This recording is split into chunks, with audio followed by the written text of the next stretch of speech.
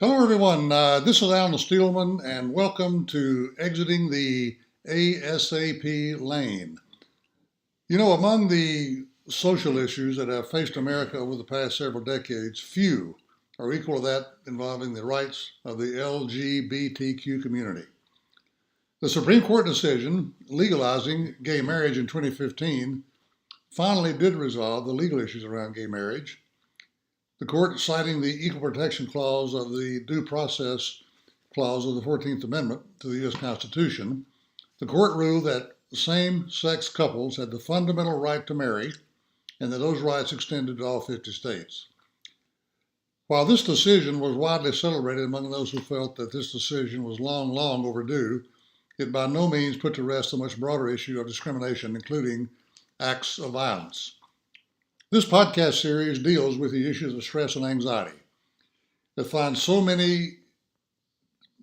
so many find debilitating and difficult to deal with. This is an issue at the personal level and at the society level that remains extremely stressful, anxiety producing, and divisive. I especially want to thank my friend TJ Stiga for agreeing to be my guest on this topic. He's a friend of the family, and he did not make the decision to appear and tell his life story lightly. Needless to say, when telling one's life story requires resurrecting unpleasant memories going all the way back to childhood and doing it in a public forum like this, it is a decision not made without much consternation. So TJ, welcome, and thank you so much for agreeing to be here today. Well, thank you for having me. So TJ, as you know, one of the fundamental issues that always comes up in this discussion is whether this is a chosen lifestyle, or is it one determined by everyone's genetic makeup? In other words, born that way. Mm-hmm. You're now 47 years old. When you think back on your childhood, teen years, please talk about your sexuality and how it evolved. Well, I mean, as a child, I didn't really, we don't start off with our sexual thoughts, right? I was introduced, I guess, just to my anatomy by a neighborhood, a boy, and did not think anything of it as far as it was a bad thing. It was more of an exploration thing. Later in life, I realized that that's not how things went. But were you a teenager at this stage, or was this? No, I was younger. I was 8, 9 years old, and this person was a couple of years older than me. To this day, I don't really see it as a molestation. I wasn't forced to do anything. When I sit and I think about what happened, I don't have ill will towards the person. I'm friends with their family. I think that perhaps there was innocence stolen from me. I mean, there's no textbook, there's no category to kind of put those experiences in because everyone is different. And as a child, you don't have sexuality, right? You have these body parts that react. Yeah, and they react. And right, exactly. Everything's different. And, first time you get an erection, you're like, wow, what's this? Exactly right. Exactly. So somebody kind of showing you how things work is, fascinating to a kid. But, once I got older, I realized that there was more of an attraction there towards members of the same sex. But there were also environmental issues that happened. My father died when I was 7. I was brought up by very attractive, beautiful women that men fawned all over, and they always had men taking care of everything for them. I saw that. And I was always supposed to be the man. The little man. Now, are you an only child? I am the youngest. I have an older sister that's 5 years older than me, and then she is, she was 5 years older, so she was a teenage girl who did not want her bratty brother around when my father died. Right. And so we lived in a neighborhood where back then, you could just, the kids could all run free. It wasn't like people keeping tabs on their kids nowadays. But, that certainly had an impact on how I knew that I was different, I guess. I remember people asking me when I was in school if I was a boy or a girl because I was a very pretty boy. I Now, had are you blonde. now into your teenage years when this started? Or No, this was elementary school. This is elementary still school, yeah. like elementary school. And my mother said that even when I was very young, people would say, "What a pretty girl," because I just had long eyelashes and blonde hair, and Right. I mean, I've got a Labradoodle I take in, and everyone's like, "Oh, she's so pretty." Well, just because Right. he's got curly hair doesn't mean. Right. But and so that affected me, and I was soft spoken, and I didn't really have anybody to kind of toughen me up or to show me how to stick up for myself. So that kind of laid the groundwork for future bullying, if you will. Like Right. once I got older and into junior high school. Well, we'll talk more about bullying in a moment. So you're 7 years old when your father dies, and you're now being raised by women without any male figure around. Mm-hmm. Did the teasing, let's call it teasing, at the beginning? Yeah. Was it teasing that later became bullying? Because teenagers, obviously, as we all know, we've all been teenagers. Yes. Teenagers are going to bully, it seems, no matter what, about whatever the topic may be. But was it kind of gentle teasing at first about your physical looks that later became bullying when you became a teenager? Or? In the beginning, I think it was. I think there were honest questions. I think that I probably did have effeminate qualities and mannerisms because I was around that. I was around those mannerisms. My father, when he was alive, was a businessman. He was gone. He made the money and came home. But I think my mother has said that they thought from an early age that perhaps I was different. Yeah. Now, so I have never said I was born this way, but I can't find another. I think environment does help. I think your first sexual experience does send you in that direction in some cases, but I know for sure that there are some people, some contemporaries of mine that were born gay. Yeah. By the way, for our listeners, since this is not a video interview, TJ is 6'4" and looks has a certain John Wayne look about him in his in his mid-40s. So it's a little voice hard. Doesn't match. And the voice, exactly. It's a little hard face. for me to visualize you looking like it's really fun to drive through windows. Yeah, exactly. Well, so that was your first experience, which was really more two young boys with a curiosity more than it was a sexual experimentation. Have you ever felt any sexual attraction to women? Not friendship attraction, but true. I tried. Once I realized that that my original feelings or those things were not natural, or that's not the way the world worked, because that went on for a few years with the neighborhood boy. When things kind of, when I got older and realized that, okay, boyfriends, girlfriends, I tried to be what people wanted me to be, but I can't say that I was ever sexually attracted to women. I can say that I've always been attracted to women, trusted women more than men, respect women more than men. Women are my best friends. They are the ones that come through for me. They're the ones that give me love and affection and support. I've had women punch guys out. That they stood up to the men that were bullying me more than I did not. I just didn't know how to accept it. I just put my head down at that time in life.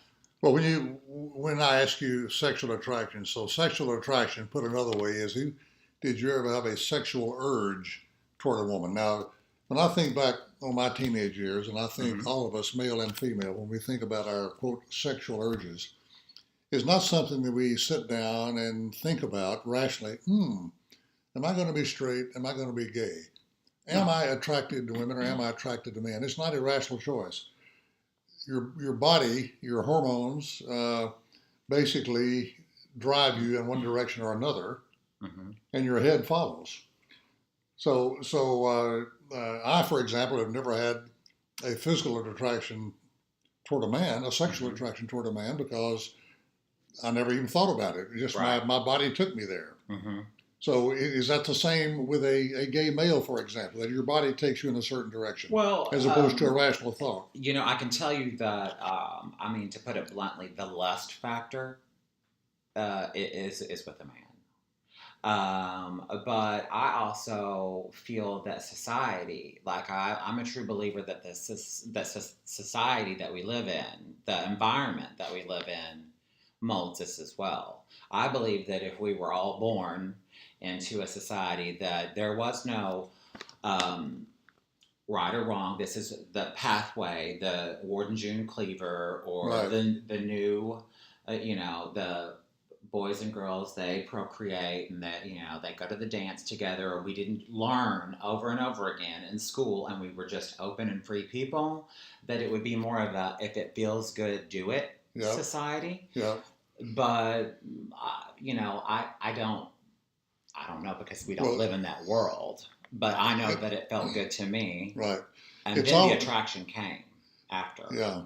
It's always been hard for me to understand how anyone could, given all the ostracism and the violence toward gay and lesbian men and women, Mm-hmm.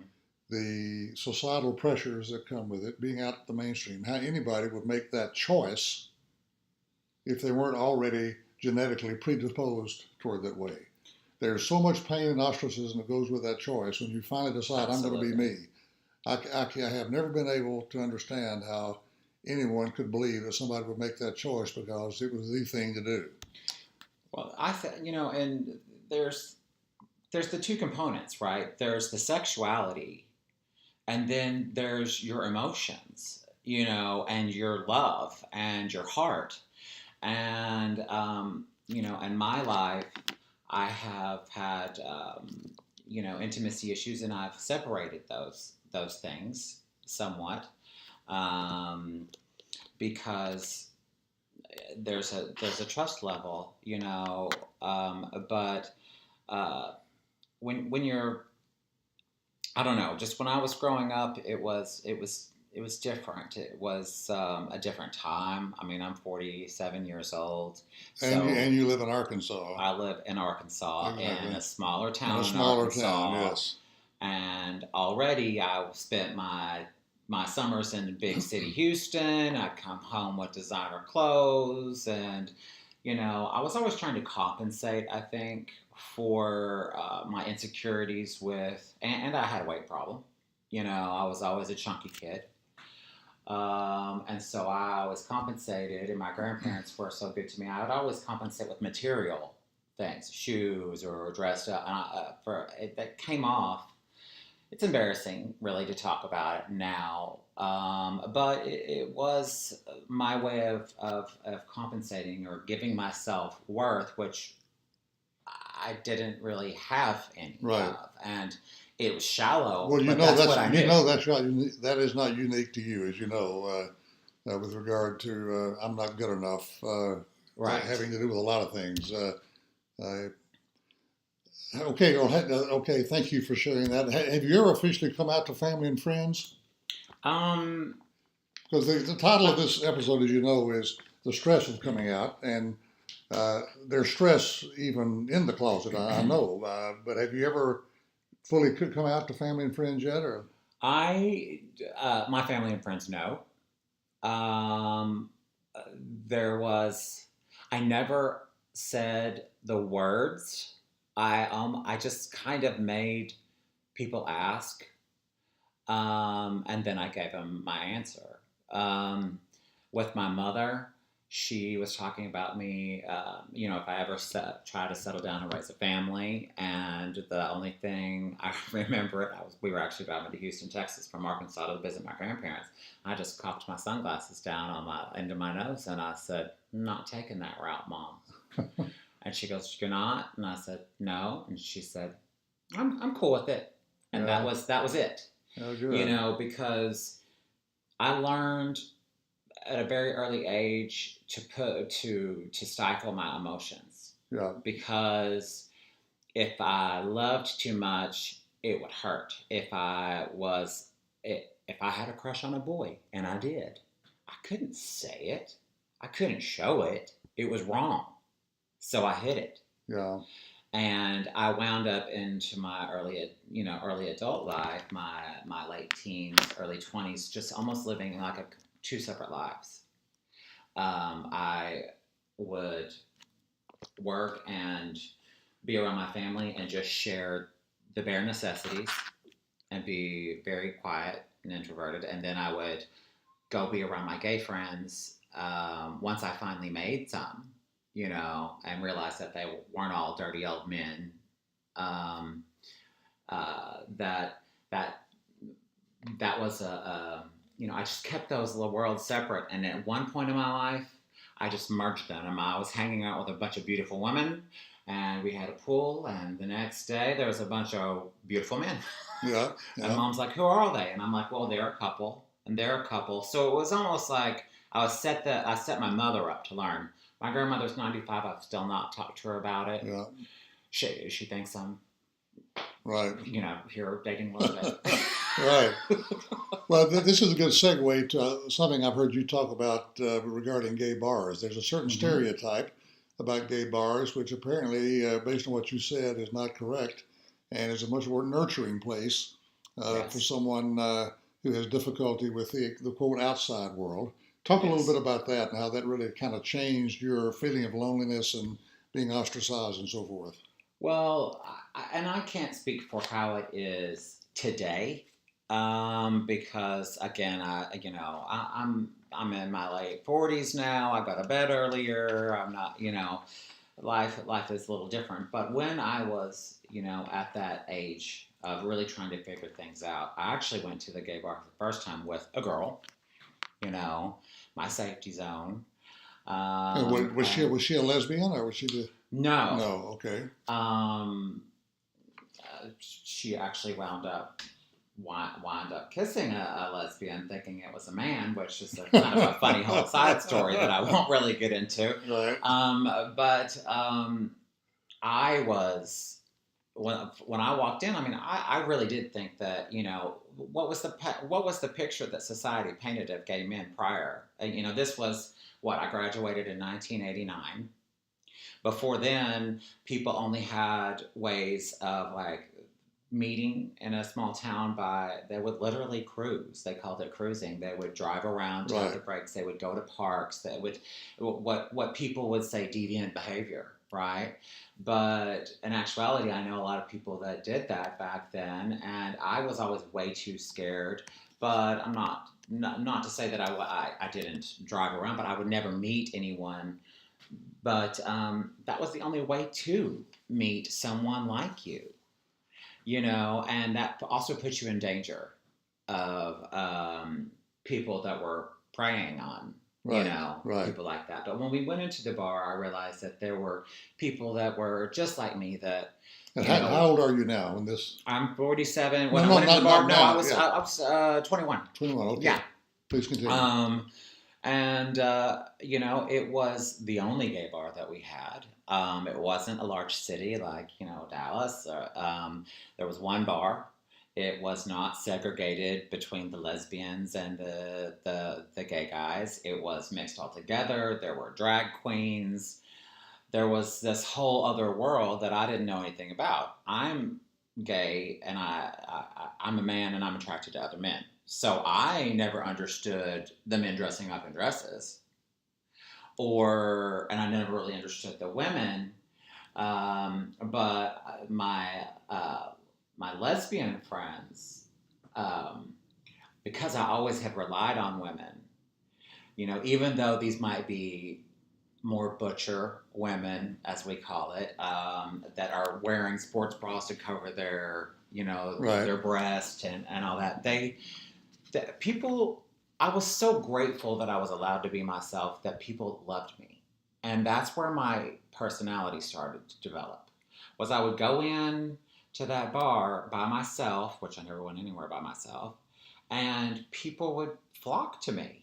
And I know that sounds kind of really, full of myself, but it happened. But I also went out purposely to make friends. And once I went in, I said, I'm not going to have sex with anybody.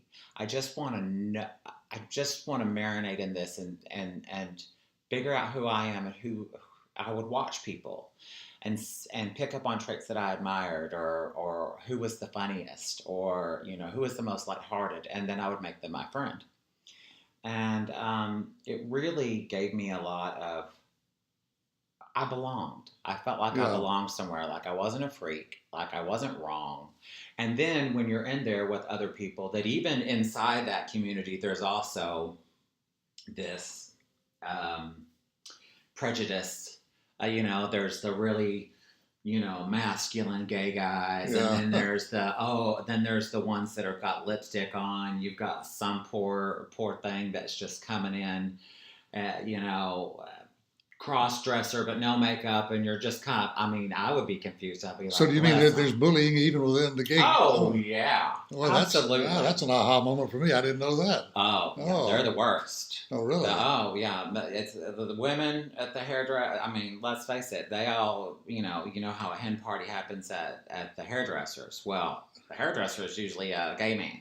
Yes, that's true. The drag queens, they can get catty, but yeah, there would always be that. But there was a gay community back then, and we did all stick together. When people would drive by and they would yell the word faggot. Right.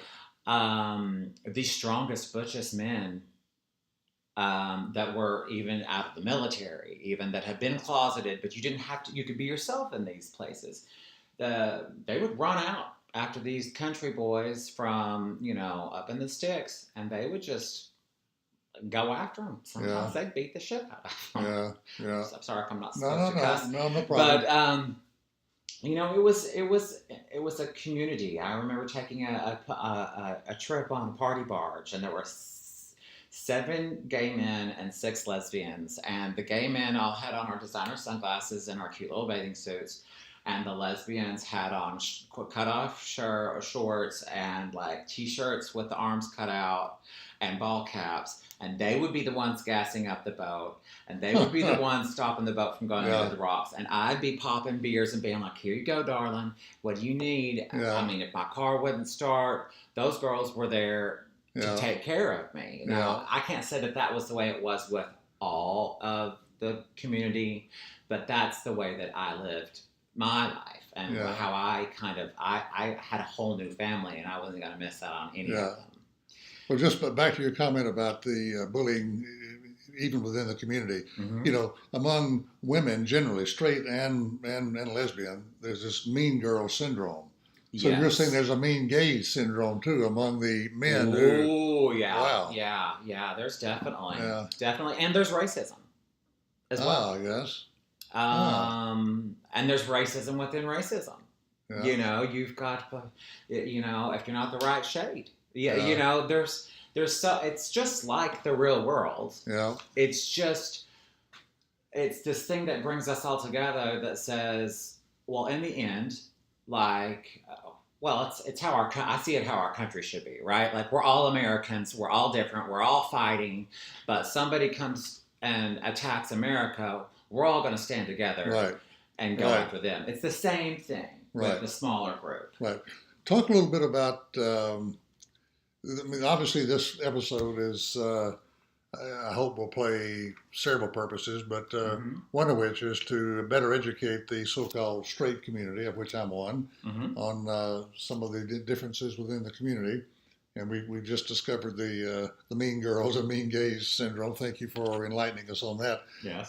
Talk a little bit about the difference between gay men and lesbians, and how, I know you've talked about lesbians playing a protective role with you in your life sometimes, but kind of talk about the difference between gay men and lesbians? Well, Are lesbians, for example, uh, bullied or ostracized as much as gay men are? no. Why do you They think that? I don't think so either, just from observing. they Why are not? not. Why not? They're not for a number of reasons. One, um, I hate to say the phrase, but when women say men are pigs, we are kind of we're different. Right, right. We're exterior and they're interior. Okay. Um, and the women, what I noticed amongst the lesbians were they would, especially if there was a couple, when they fought, it was ugly. It was bad. But you're thinking about two women that are, they have all these emotions, and we've all walked down that. Again, I'm around women all the time. I know the women in your life. Right. You walk down the road and you're like, uh oh, I just stepped in it. Yeah. Well, imagine two of those powers going at each other. Well, the guys are more just fun, like the jokesters and cracking up. The drag queens, they were kind of the catty ones, but yeah, and there were all different levels of people that would be levels of comfortability, of how much of themselves they would truly show. Some were just there um, for a sexual basis. They were trying to pick somebody up, and but the girls, they kind of stuck together. Um, they had to be strong. My lesbian friends that I knew, and there were two different types. We had lipstick lesbians, Yes. which is what all the guys love, which it's just completely, it's like if you talk about like pornography or if, images in, movies or something, two women together, you ask any guy, does that bother you? They say no. They say no. They won't say the same thing about two men, right? Exactly. If you ask him, does it bother you if you see two guys together? Yeah. The answer is not the same. Absolutely. If you ask a woman the same question, their answers are also not the same. Is a lipstick lesbian the wife in the no in the relationship? No, that's a common misconception. Well, I'm going to talk about men on this subject, but I have friends that, there's one that is a professional bodybuilder, gymnast, has served in the military, and is with a smaller, more petite guy that is a drag queen that performs drag.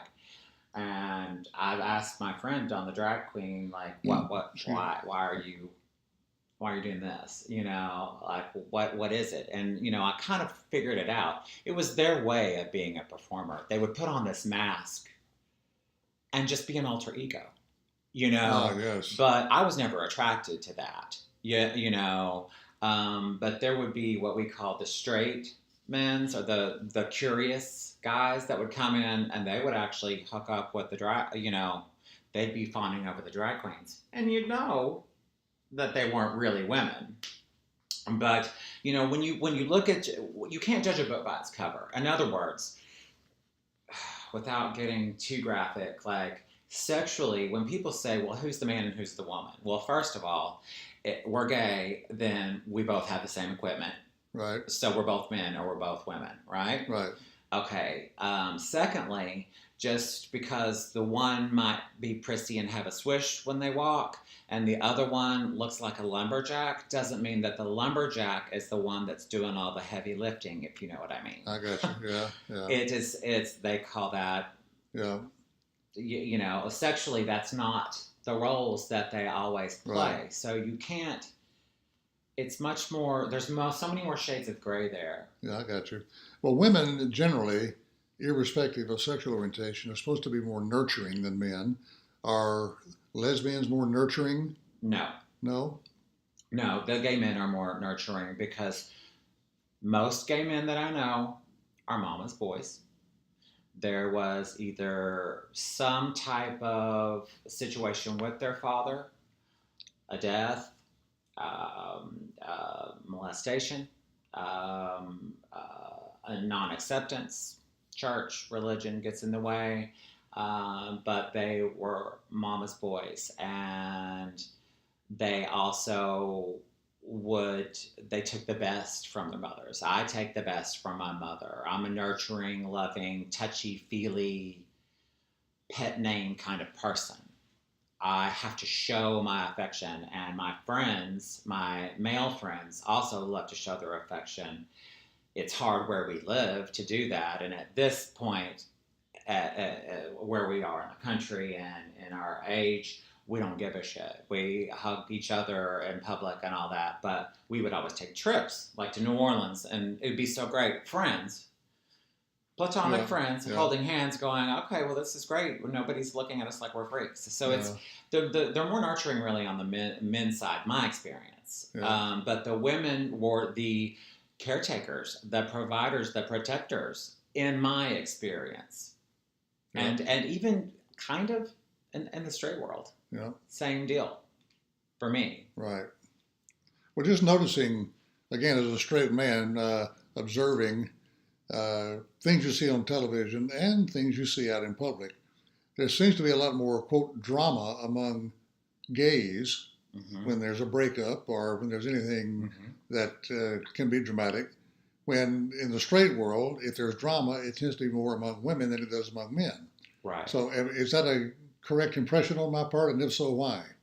Well, I think that gay men are just naturally more dramatic because That's of, their feminine side coming well, out? Or you also have to kind of look at how they got there, right? Like if you've suppressed expressing yourself for half of your life, what do you do when you're finally free? You overcompensate, and so that's kind of what I did. I was bullied so much, right? So, and we had talked about that, and I took it because I didn't know how to do anything else, and I let people tell me that my worth was nothing, and I believed them, and it took me a long time to get out of that. I had to, as you know, I had weight loss surgery, and I thought that was going to fix everything. Well, it didn't. yeah, Appearance doesn't fix it. But yeah, but when I finally hit that point, I look back and I'm like, you know, um, the bullying and all that. It's just not just from your contemporaries. It's sometimes from your parents. yeah, It's from your church, yeah, and it really pushes you to repress yourself. And so when people get out of that, they're more dramatic. yeah, And when I got out of the bullying, I overcompensated. If somebody came at me the wrong way, I just took their head off of the shoulders. yeah, There was no gradual, because for the longest time people could say and do anything they wanted to me, and I just walked with my head down and my hair over my eyes and because I believed it. and that was during your teen years. And Mm-hmm. when did you finally decide to hold your head high and not take any? Oh, I was well into my 30s. Okay. Well, this has I been mean, when so. I really loved myself, This has been so interesting. We've already run over time. Oh, However, let's keep going for just at least one more question. okay. So, I had an episode 2 or 3 programs ago, not on the topic of sexuality, but just on our self-esteem generally. And the topic was, "I am not your opinion of me." Mm-hmm. And the guest was Jackie Hayes, a very successful African American life coach and executive coach.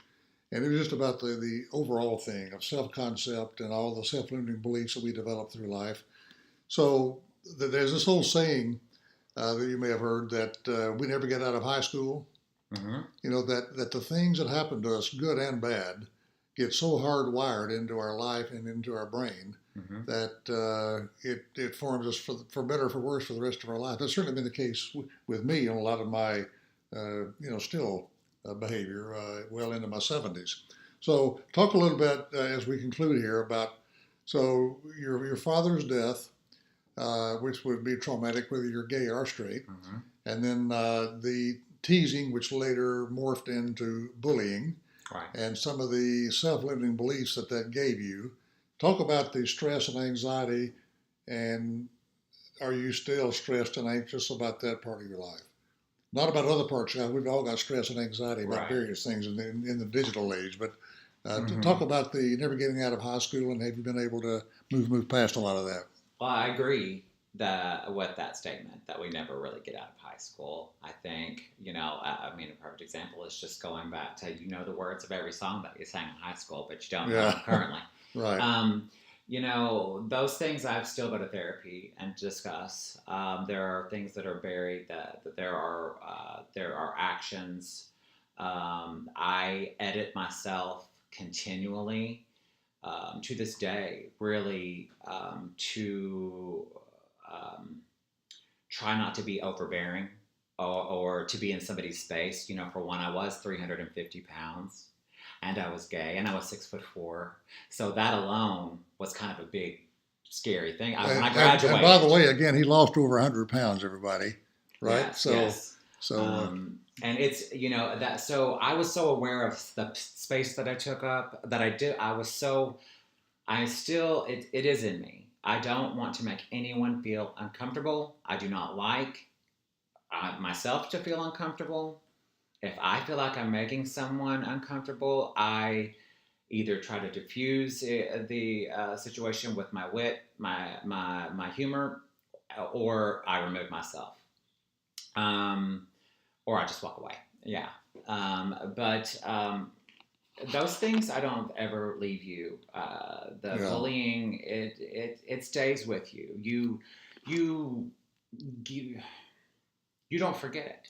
yeah, And what happens is later in life you have confidence. You've got all these things, this list of accomplishments that you think are enough, right? That okay, yeah, now I'm a success, which we both know that you're never done on that list. right, And you know, eh, there's triggers. There's a way that somebody can say something to you, or be dismissive, yeah, or look at you, or for me now, even seeing someone else being treated a certain way, a minority, anybody being treated less than, triggers a rage in me, because that's how I was felt. So it has surpassed my own life, but gotten much bigger, yeah, yeah, to where I feel now, to be a protector. yeah. You know, Well, that's a big advancement in and of itself. yeah, Yeah, yeah. I mean, absolutely. it's a blessing, and it's one of those things that, I mean, we're all on our paths for a reason, Yeah, and we all have a story. but yeah, it's a blessing there. I've got a friend who wrote Chicken Soup for the Soul, and he says there's a Hmm. bless in every mess. Yeah. And sometimes when you're right in the middle of the mess, it's hard to see, but with the passage of time, normally you do see it. So, Yes. well, look, I want to thank you so much for agreeing to be my guest and to be willing to tell your story. It's been informative, educational, even a humorous point or two in there. Um, so, thank you so much, TJ, and to all of our listeners. Please tune in next time, and we'll have another engaging and informative topic to deal with. It'll all have to do with exiting that ASAP lane we're living our lives in, the anxious, stressed, addicted, and pressured lane. Thank you very much.